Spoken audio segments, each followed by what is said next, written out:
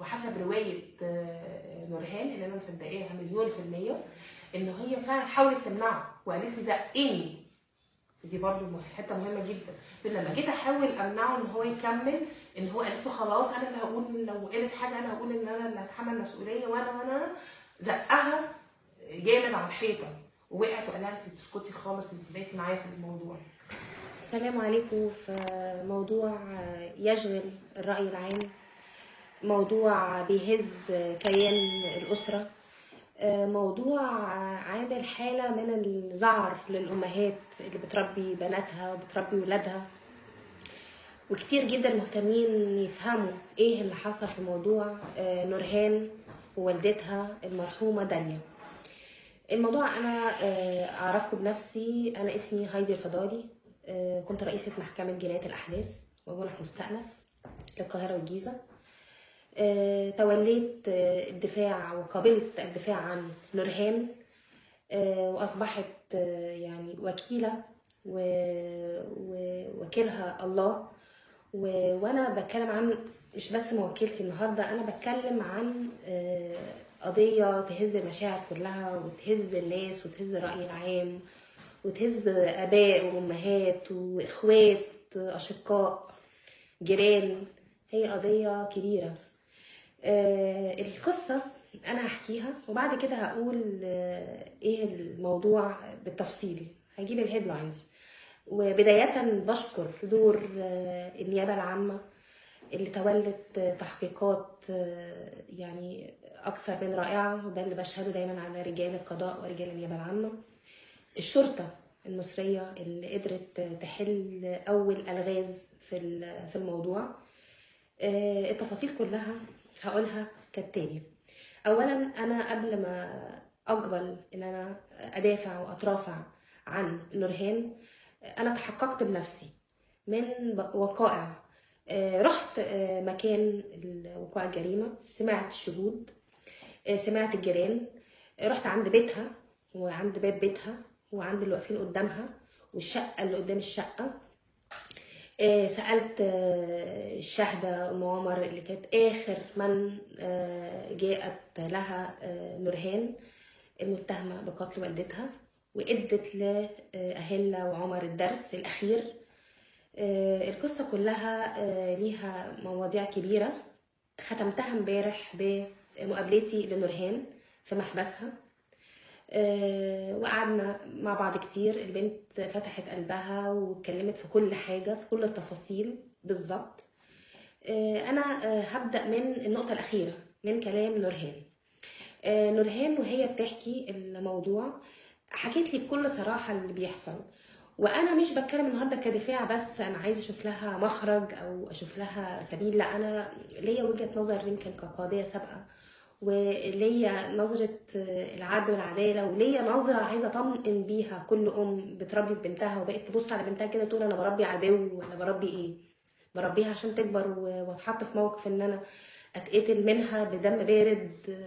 فانا عايزه اوضح القصه، هي فيها دروب كبير مش هنكره، وما اقدرش انكر ان في حاجه مش كويسه حصلت. ما اقدرش انكر ان في ولما بيكبروا شويه مساله يعني قد ايه كومبليكيتد. بنتكلم عن طفل حدث حسين، بنتكلم عن واحده لسه متخطيه يعني سن الطفوله من سنتين، فطفله.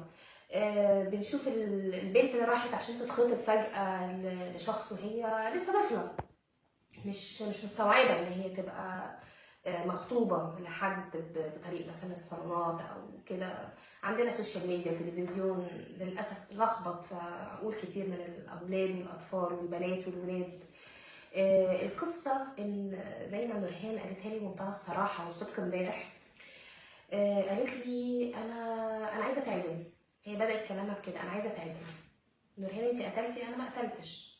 هي ما قتلتش البنت، ولا قتلت ولا ساعدت ان هي زي ما اتقال ان هي تديله سكينه ويقتلها، ولا في ميه سخنه اتحطت. يعني الكلام ده هو يمكن كلام سوشيال ميديا اكتر، لكن هي مش الحقيقه. لكن في قتل حصل، في قتل حصل. نورهان دورها ايه؟ ده اللي انا هوضحه دلوقتي، والقصه حصلت ازاي.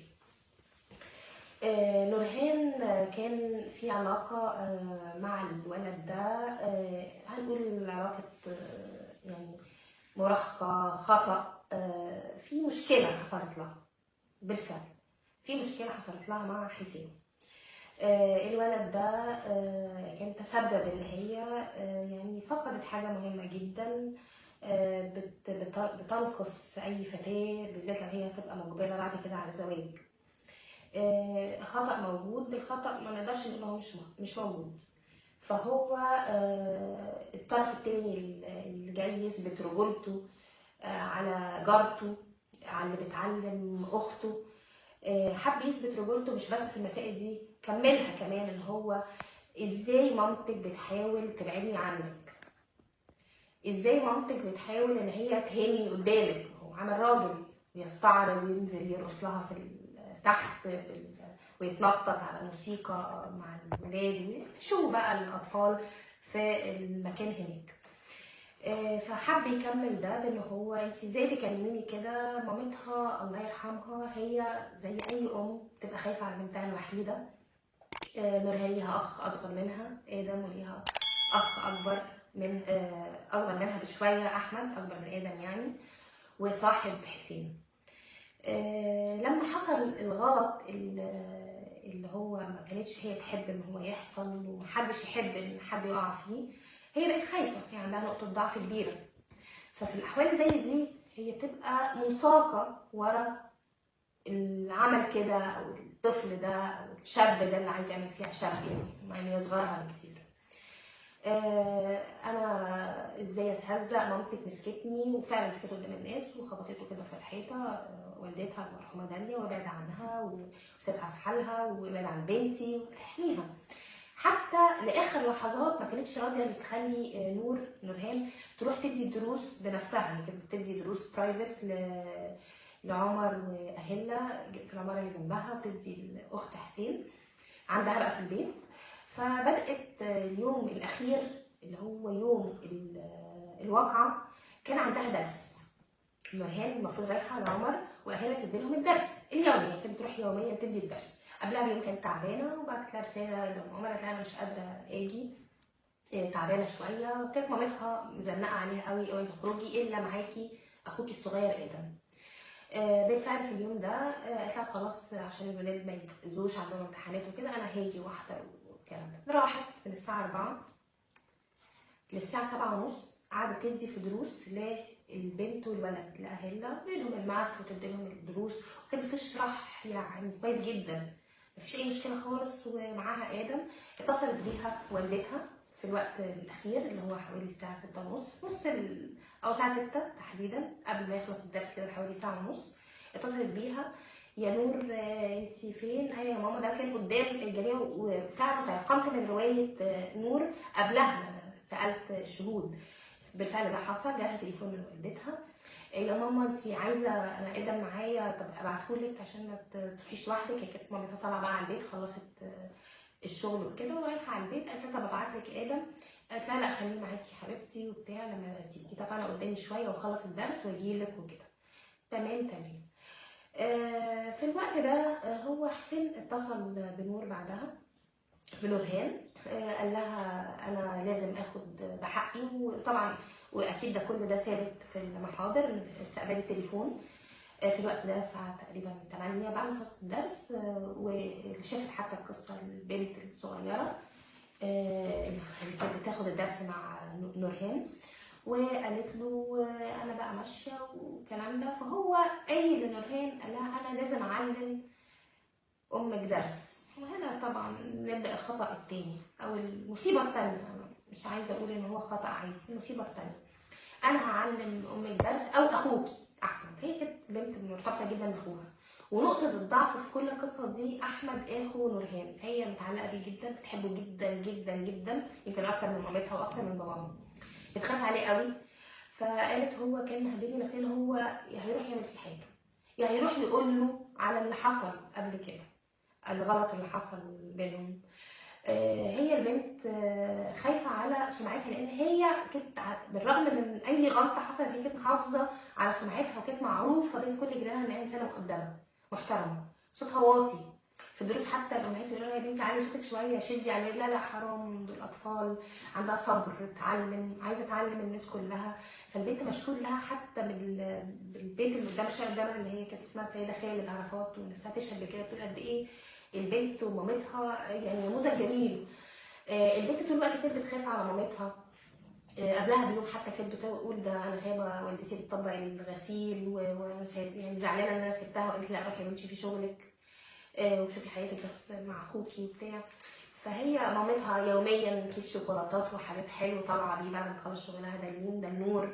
هي كانت مدلعه البنت جدا، والبنت كانت يعني ممتنه، لو بتشيل دايما ده ماما بتحبني، دلعها دلع فعلا كبير، بشهاده حتى مش كلام نور بس اللي كان امبارح، لا ده كلام السيده خالد وعرفات وام عمر، مامة عمر واهلها، كل دول قالوا قد ايه العلاقه بينهم كانت حلوه قوي. قلت لها طب انت ليه اتخطبتي؟ ليه؟ انا سالتها كده امبارح، قلت لها ليه اتخطبتي؟ قالت لي انا كنت عايزه ارضيهم، انا عايزه ارضي امي وارضي ابويا وكده، فقلت خلاص يعني اتخطب واشوف اعمل ايه. كانت ساعات تتلكك يعني عشان تبوظ الخطبه. مره لا انا مش عايزاه يعمل مش عارفه ايه سنان ومش يعني كلام كده، يعني مش هندخل فيه تفاصيل بسيطه. فهي كانت بتحاول تعمل اي مخرج ان هي تفركش الخطبه، وبالفعل حتى كانت بتقول انا رحت اديت الدبله لمامته، بس هو رجع بقى تاني صالحني متمسك بيا، وهو انسان محترم وانسان كويس، ويمكن اكون ببدا صفحه جديده. فقلت يعني اجرب وكده، بس مش عارفه تشيل الغلطه، مش عارفه تشيل التهديد، مش عارفه تشيل الاكراه المعنوي والنفسي. في نقاط قانونيه كتيره يعني هنبقى نتكلم فيها بقى من لما نشرح شرح قانوني وقدام المحكمه ان شاء الله. البنت ما كانتش عندها اي نيه ان الولد ده جاي فعلا يخلص على مامتها، ودي الحقيقه اللي ملهاش تالت. البنت على فكره من الناس اللي هي بتقول انا عايزه اتعدل وبسبب واحد بس. بقول لها انت ليه رافضه الحياه؟ بتقول لي علشان هعيش ازاي من غير مامتي. يعني البنت قالتها كده، عايش ازاي من غير مامتي. فهي البنت اكتر حاجه مموتاها ان هي فقدت والدتها، فازاي هتساعد؟ البنت اللي حصل بالظبط يوم الواقع، عشان الناس المهتمه تعرف بالتفصيل الممل ايه اللي حصل، الكل طبعا مهتم وانا كنت مهتمه جدا لغايه ما عرفت التفاصيل كامله امبارح. اللي حصل ان هي الام ما دخلتش عليهم ولا حاجه ولا الكلام ده خالص، ده مش صحيح. اللي حصل ان هي بعد ما خلصت الدرس زي ما انا قلت تاني الساعه 8 مع عمر واهلها، راحت على البيت فتحت للولد حسين المتهم، ودخل حسين قال لها ادخلي اعملي لنا حاجه نشربها، حاجه سخنه. دخلت وسيبيني اتكلم مع مامتك. بدات مشاده كلاميه، انت ازاي تهزقيني وانا هسكت لك وانا هعمل لك. بدات ايه يعني الصوت يزيد والشجار يحمى. راحت يعني نورهان ما طلعتش، فضلت جوه. بعد كده بدات تطلع على صريخ من مامتها وفيها دم من راسها. حسين مسك الشاكوش وقعد يدق يدق يدق على راس المرحومه داليا والده نورهان. راحت البنت قالت له كفايه كفايه، سيبها سيبها، وقعدت تصرخ فيه. حتى الام نفسها قعدت تقول له خلاص سيبني سيبني. فبتقول له قعدت اقول له سيبها سيبها سيبها، لا لا لو سبتها تنزل تقول على اللي حصل، وانت كمان بقيتي شريكتي في الموضوع، ما انت هتحلي البيت وعارفه ان انا هعمل في مامتك وهتخانق معاها واديها درس عمرها، وانت فضلت بينها وبين اخوكي اخترتي ان انا اذي مامتك. قالت لا بس كده هتموتها. لا لا لا بس اديها درس. بدأ يشد اكتر، الست بدأت يعني نزيف، البنت مش عارفه تصرخ، متورطه في مشكله اكبر. هي باصه بقى للمشكله الثانيه الاخلاقيه الفضيحه، فبقت عايزه يعني اتورطت. في كتير ناس بتتورط في قصص. قبل ما احلل هحكي باقي الواقعه. قعدت تقول له كفايه كفايه، فقالت له ارجوك بقى كفايه ارحمها، وهي البنت نفسها ارحمها ارحمني. التواصل هو قال لا انا هكمل واخلص عليها تماما عشان ما تروحش تفضحنا وتفضح امري وتروح تقول ان انا عملت فيها كده. البنت قالت له في الوقت ده بلسان نورهان ليا، وهي مش في محل الكذب خالص، انا قلت لها يا بنت عايزه تروح تتعدل اصلا. بتقول انا قلت له طب بص انا هاخدها على المستشفى وكده، وانا هقول ان انا اللي اتخانقت معاها، انت اطلع منها بس كفايه، اطلع منها خالص، انا اللي هقول ان انا اللي عملت فيها كده، مشاده بيني وبينها وخناقه وانا اللي عملت كده. والام صدقت على كلام نورهان، قالت وانا هقول كده برضه، وانا هقول كده، انا مش يا بنتي سيبني. المهم راح ماسك ازازه وخلص عليها، ازازه مش سكين، كان كاس كده او ازازه على وصف نورهان، لان كان في كاس او ازازه، راح ماسكها وخلص على الام. اتحطت في ورطه، بقى مصيبه كبيره، ما بقتش ورطه، بقت مصيبه كبيره. انت شريكتي خلاص عايزه يعني نتصرف في بقى، حرامي دخل، بدات السيناريو اللي هم ايه اخترعوه واختلقوه علشان كذا. بس طبعا اول ما جت جهات التحقيق هي قالت على اللي حصل، وما بقاش فارق بقى مع دنيا، فقت من حاله الغيبوبه اللي هي فيها، وقالت على اللي حصل كله، ان هو جه وعمل كذا، وان هو كان حاططها في دماغه، وقالوا لها نكشف عليك، قالت لهم لا انا يعني حالتي كذا كمان، العذريه والكلام والغلط جاب غلط، الغلط جاب غلط. ولد كل الحكايه عاوز يثبت ان هو راجل، فلقى البنت الحلوه الشارع بيحبها الجميله اللي قاعد يستعرض قدامها طول الوقت.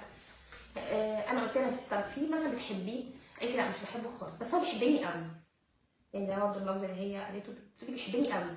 فالكلمه حتى يعني فرحه بنت لسه اللي هي بتكبر، ولا واحد مغرم بيها وبيحبها حب جنان، واعمل اي حاجه وبهدل الدنيا عشانك واموت عشانك واعمل عشانك اي حد في الشارع يقرب لك. فالبنت اتضحك عليها واتورطت واتحطت في مصيبه، بس ولا كان في تعمد منها في حاجه، ولا كانت تقصد. انا ما ينفعش ان انا يعني على فكره بقول كده مش عشان نورهان، انا بقول عشان كل ام تاني بتربي في ولادها، وعشان كل سيده في المجتمع المصري.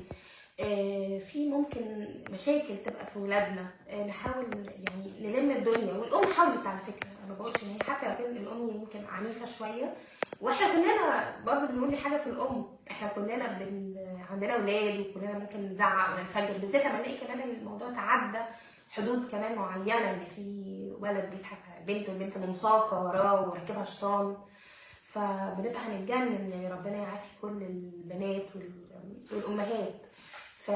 فهي القصه ان هي البنت غلط زي ما قلت، جاب غلط، توريطه جابت توريطه، خطيب مش عايزاه بالرغم ان هو محترم، مركزه كويس، قالت هو كمواصفات زوج بالنسبه لها كويسه جدا، يعني مستواه حلو، ابن ناس محترم، هي شكرت فيه. بس بتقول انا ما كنتش عايزه اتجوز اصلا يعني، بس انا عملت كده برضه عشان مامتي وعشان بابايا يفرحوا بيا ويتبسطوا. وانا فعلا انا بحب مامتي حب ما حصلش، انا بخاف عليها من الهوا، انا مش عارفه ازاي شفتها بالمنظر ده وبالدم ده.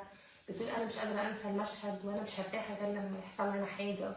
فدي مش مجرمه، نورهان مش مجرمه، نورهان ضحيه، مش عايزه اقول برضه ضحيه شيطان، ضحيه جو بقى في يعني فساد بين الولاد، تعليم خاطئ، اتجاهات قلنا عليها من وقت راجح، من وقت القضايا اللي فاتت، من وقت نيره. الولاد بقوا مهربين الدنيا، مصيبه بقت تجيب مصيبه، الولاد بقت تعمل مشاكل كتيره. وانا يمكن حتى بتكلم اكتر بصفتي يعني كنت ماسكه رئيس محكمه جنايات الاحداث، وكنت بشوف الطفل المجرم، وانا بقولش طبعا ان في تعديلات الايام دي حتى في قانون الاجراءات الجنائيه، يبقى في المحاكمات بتاعه الاطفال والطفل. بس انا كواحده عاديه، ولا يعني ولا كمحاميه ولا كقضيه سابقه ولا اي حاجه، انا بقول كمواطنه عاديه جدا. في نقطه مش كويسه بتحصل، في حاجات كتيره. احنا يعني طفل زي ده اللي بنقول عليه طفل وهو سنه ما كانش 18 سنه، هو في قانون الاحداث طفل. هل المجرم النهارده اللي في السن ده يتعاقب باقصى عقوبه ليه تبع قانون الطفل 15 سنه، وهو قاتل، وهو تحريض على الفسق، عمل في بنت كده، قتل امها، وفي الاخر مثلا ياخد 15 سنه حبس؟ وطبعا في القانون محتاج تعديل. انا عارفه وايمين ان انا في مواثيق دوليه مرتبطين بسن معين للطفل، عقوبات معينه ما ينفعش تبقى في الكابيتال بانشمنت فيها ولا اعدام، ولكن اعتقد ده برضه محل نظره، لان احنا الطفل ما بقاش طفل.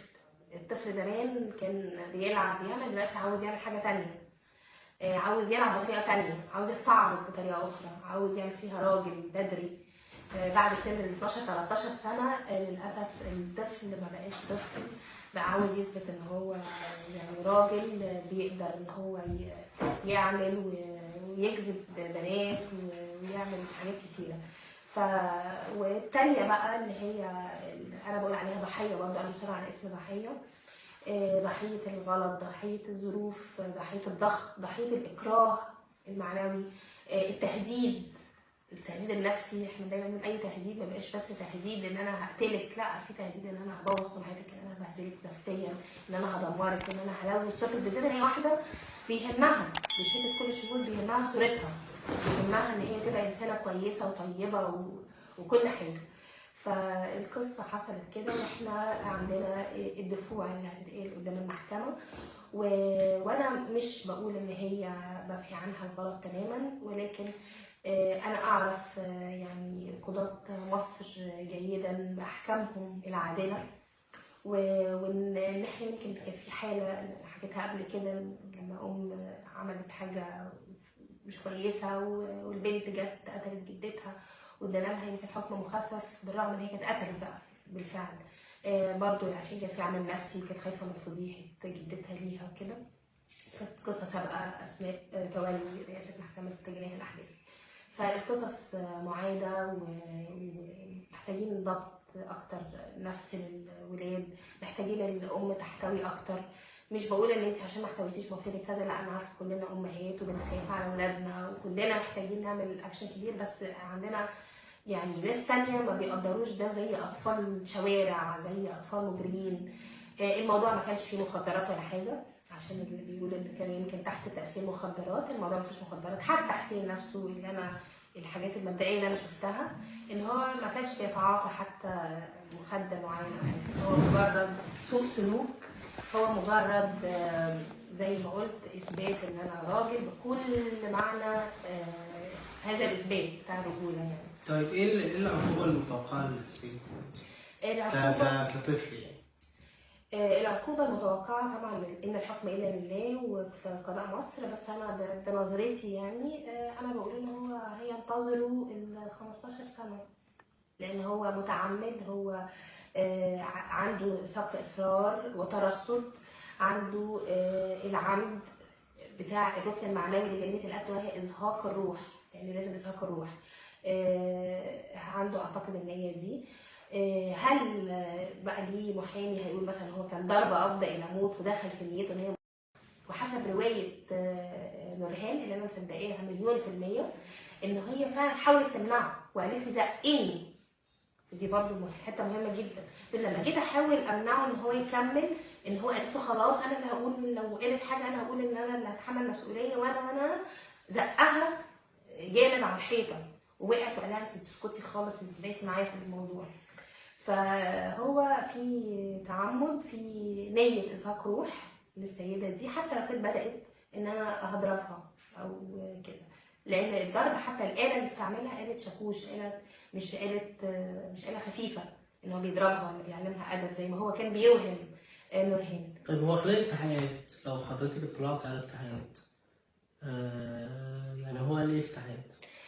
تحقيقات النيابه انا هطلع عليها ان شاء الله بكره، يمكن امبارح ما اسعفنيش الوقت، كنت في اسم الشرطه كان يهمني اكتر وموقع الجريمه وكده، وكنت يهمني ان انا افهم القصه كلها من نورهان واديلها امل ان هي محتاجه ان هي تعيش، محتاجه ان هي يعني تصلح غلطها اللي وقعت فيه، محتاجه ان هي يعني تبدا من جديد وما تقلطش من رحمه ربنا، زي ما انا قلت لها امبارح لا تقلطوا من رحمه الله، خلي عندك امل وصلحي من نفسك.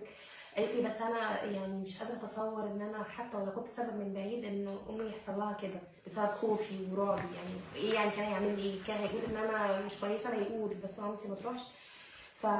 فانا اتوقع يعني اللي انا قلته دلوقتي، وطبعا منتظرين بقى الاطلاع على كامل التحقيقات. وهي قالت لي امبارح، انا قلت كل ده في النيابه العامه وقلت كتير من اللي حصل، ما حاولتش اخبي اي حاجه من اللي حصلت، لان ده اللي حصل وانا مش خايفه من اي عقوبه، بس هو ده اللي حصل.